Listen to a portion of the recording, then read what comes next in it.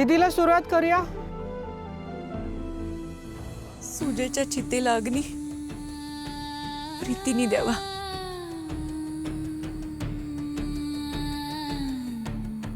सुजयचं खूप प्रेम होतं तिच्यावर।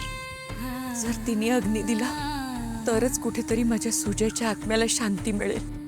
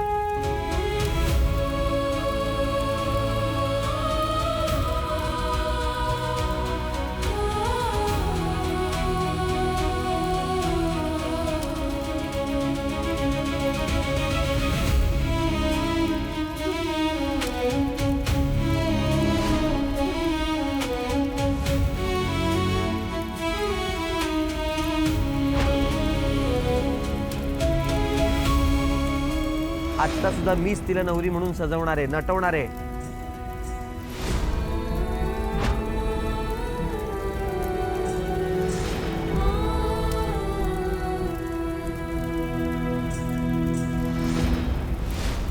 दादा, तुझ्या आणि सुजयच्या मृत्यूचा बदला घेतल्याशिवाय मी गप्प बसणार नाही। तुम्हाला ज्या माणसाने आमच्यापासून तोडलंय त्याचं अख्खं कुटुंब तोडेन मी। ज्याने आपलं कुटुंब उद्ध्वस्त केलंय त्या माणसाला बर्बाद करेन मी। ज्याने आमचं आयुष्य नरक बनवलंय त्याला जिवंतपणे नरक भोगायला लावेन मी।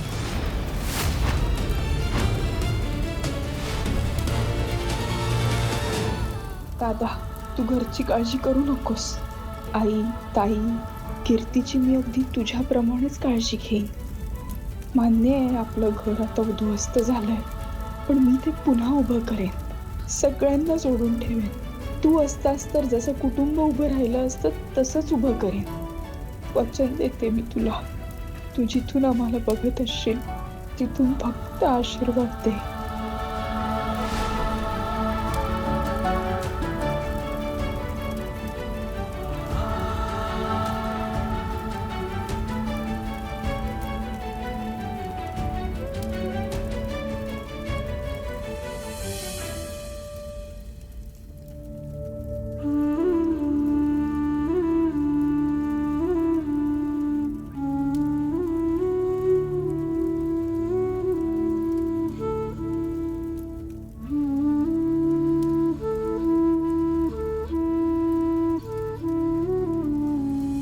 हॅलो,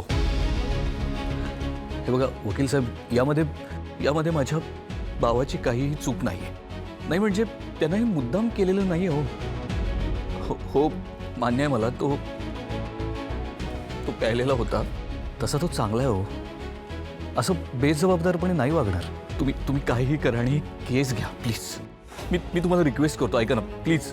हेल्प काय झालं? सगळे घाबरत आहेत. ड्रिंक अँड ड्राईव्हची केस आहे म्हणतात आणि त्यात त्या रिक्षावाल्यांनी आंदोलन केलं होतं, त्यामुळे ही केस जिंकणं अवघड आहे असंच सगळ्यांचं म्हणणं आहे. विश्वरा, तूच मार्ग दाखव आता. मला खूप काळजी वाटते दीपची.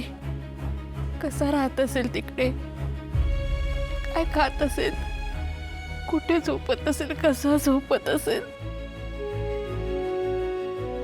स्वराज, त्याला आपण जेवण पाठवू शकतो अशी काही व्यवस्था करता येऊ शकते का रे? निदान 4 चांगले घास तरी पोटात जातील रे त्याच्या.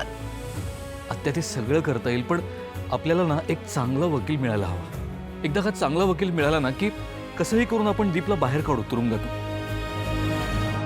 एका खुन्याला वाचवण्याचा प्रयत्न करताय? लाज कशी वाटत नाही रे तुम्हाला?